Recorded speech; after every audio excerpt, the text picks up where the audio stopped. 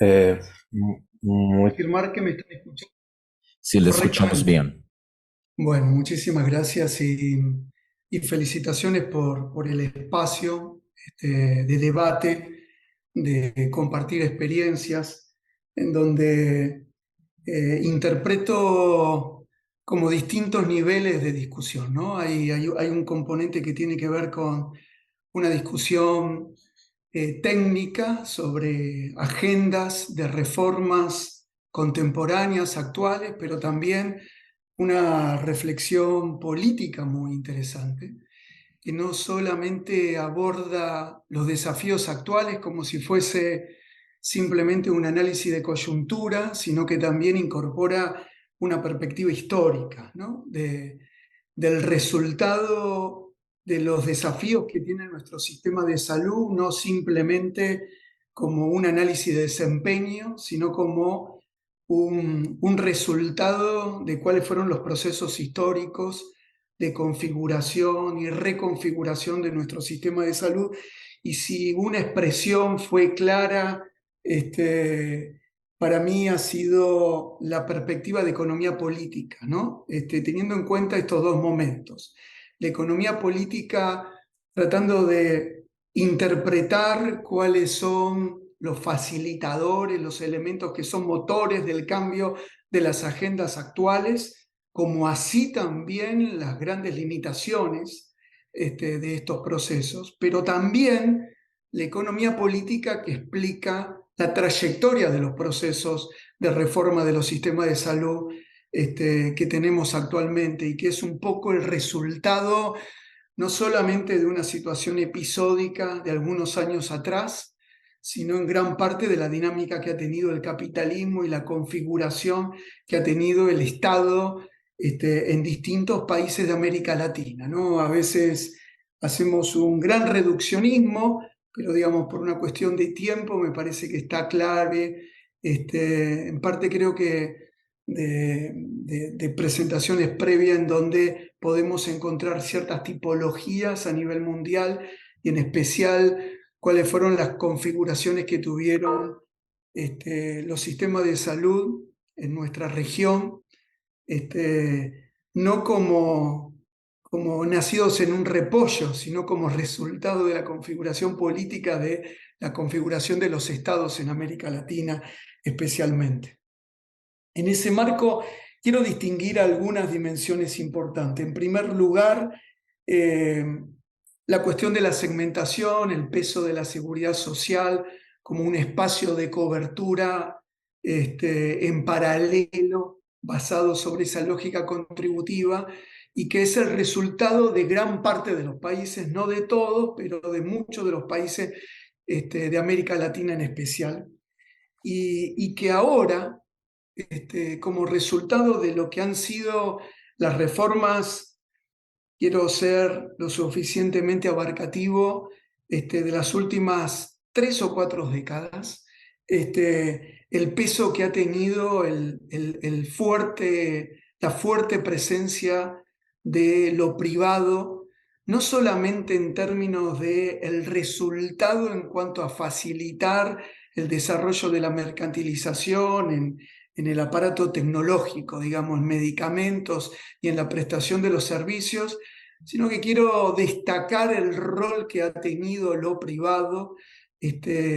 no como parte de un proceso natural, sino incluso como el resultado promovido por los propios procesos de reforma, ¿no? Ya sea, aunque sea como un pincelazo, lo que significaron las ISAPRE finales de los 80, gran parte de las discusiones de las reformas en los sistemas de seguridad social en la década de los 90, incluyendo el caso de Argentina con la reforma de la seguridad social nacional especialmente, obviamente Colombia con la ley 100, posteriormente República Dominicana, etcétera, ¿no? Como lo mencionaron ustedes en el caso muy claramente de México con el Seguro Popular, pero también con mayor o menor desarrollo en distintos países en donde la seguridad social, que había sido, entre comillas, vanguardia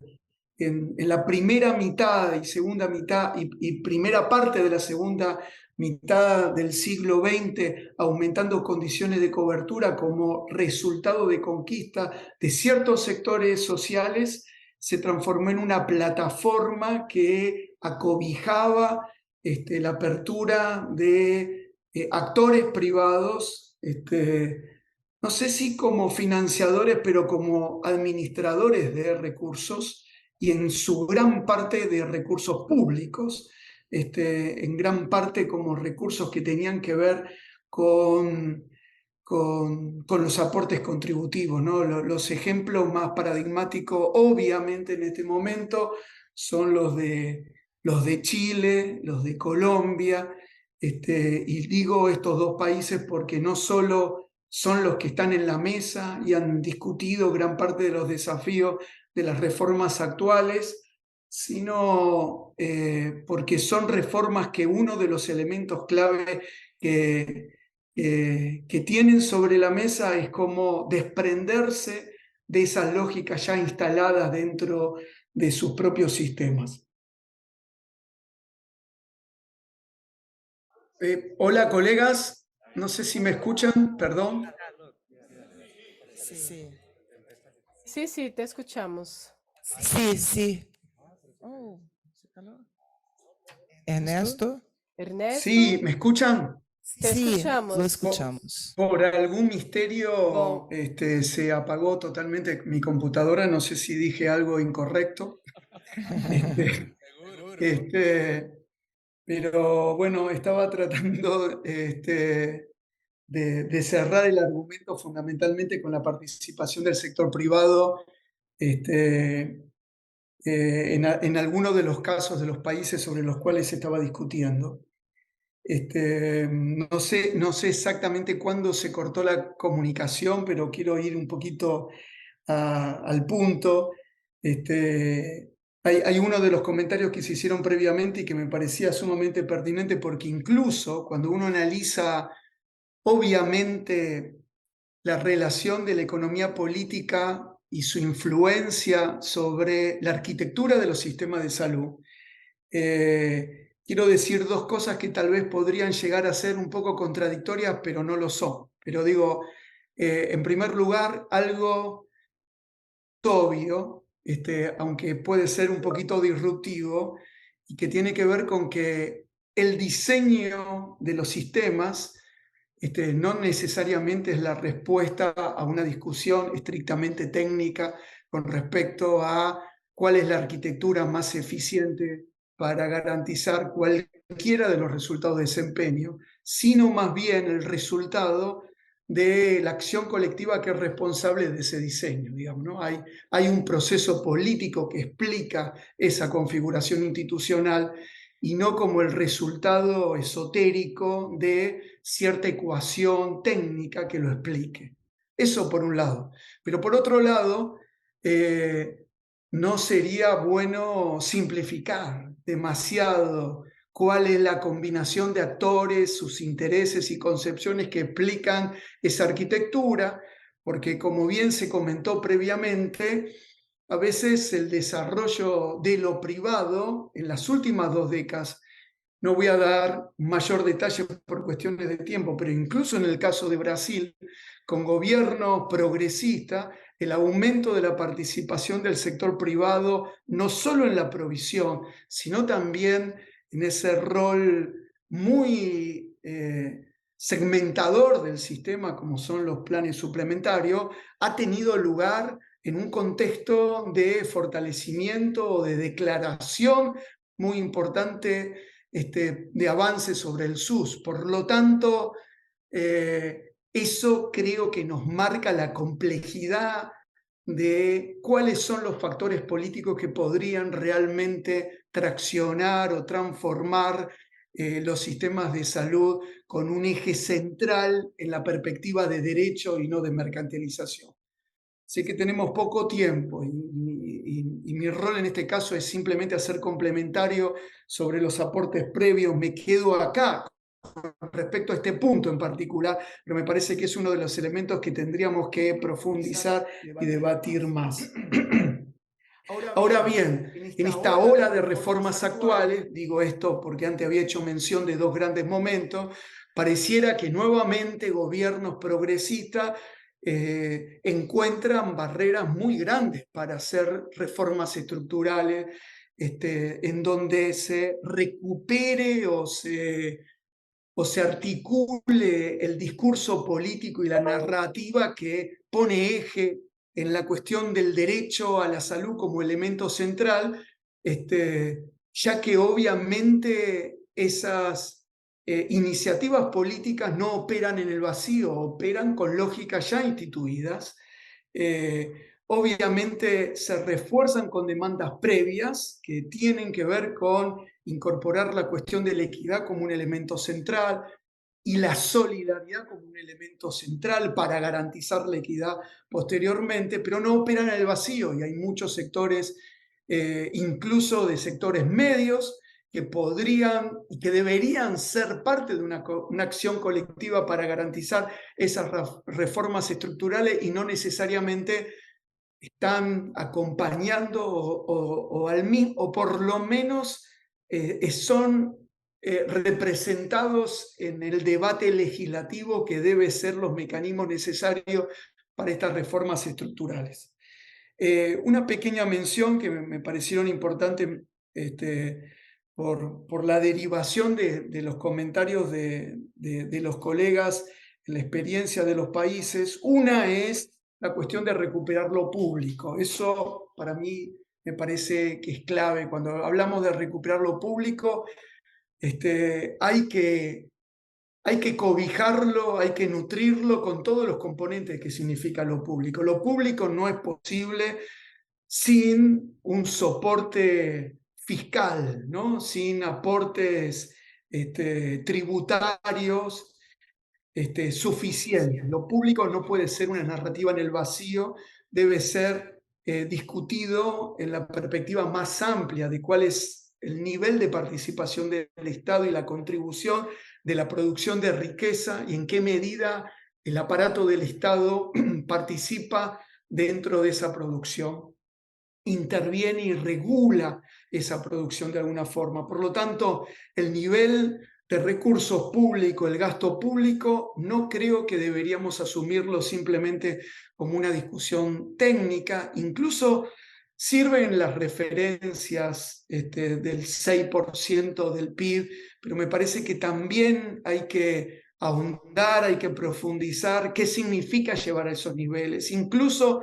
en muchos de los países de la región, aunque nos acerquemos al 6%, eso no alcanza. Bueno, el ejemplo de Colombia me parece que es ilustrativo porque se va acercando a un 6%, pero gran parte de ese 6% es administrado por una lógica privada al interior del sistema. Por lo tanto, cuando hablamos de lo público, me parece que tenemos que incluso llegar a elementos sustantivos, que es la capacidad de respuesta que tienen que tener los servicios de salud, las intervenciones de salud pública, colectivas e individuales, y especialmente en aquellos territorios en donde más se necesita llegar. No quiero acusar de nuevo y poner el zoom sobre el caso de Colombia, pero me parece que es un caso emblemático en donde la ausencia de del rol del Estado en regiones críticas, en donde nos acercamos al 6% del PIB, pero desaparece el rol fundamental del Estado cuando estamos hablando de tener intervenciones territoriales. Y es por eso que lo público nos interpela en la discusión de, para mí, un elemento que puede ser técnico, que es simplemente una punta del ovillo para que interpelemos esa capacidad de respuesta que tiene que ver con el tema de acceso, que tiene que ver con un acceso integral, que tiene que ver no solo con el acceso a servicios de salud, sino al conjunto de intervenciones públicas, ¿no? Ya sea intervenciones de salud pública o elementos de lo que significa la intersectorialidad que aborde los determinantes sociales. Y con esto digo, es el acceso a tener respuesta por parte del Estado a esas condiciones. Y eso me parece que tiene que ver con el acceso y es un elemento central en distintos países y en distintas reformas se lo aborda de una forma un poco más restrictiva o más amplia, pero me parece que para mí es una columna vertebral. Cuando hacemos mención al tema del gasto de bolsillo, me parece que es uno de los temas sobre los cuales uno debe prestar atención, pero es simplemente no debe ser pensado como una barrera de acceso excluyente que invisibiliza el resto de las barreras de acceso. Y nuevamente, no hay ninguna animosidad de mi parte, pero hay países como Colombia que parecen como campeones en cuanto a reducción de gasto de bolsillo, pero con barreras estructurales al acceso, al resto de barreras de acceso a los servicios de salud. Y por lo tanto,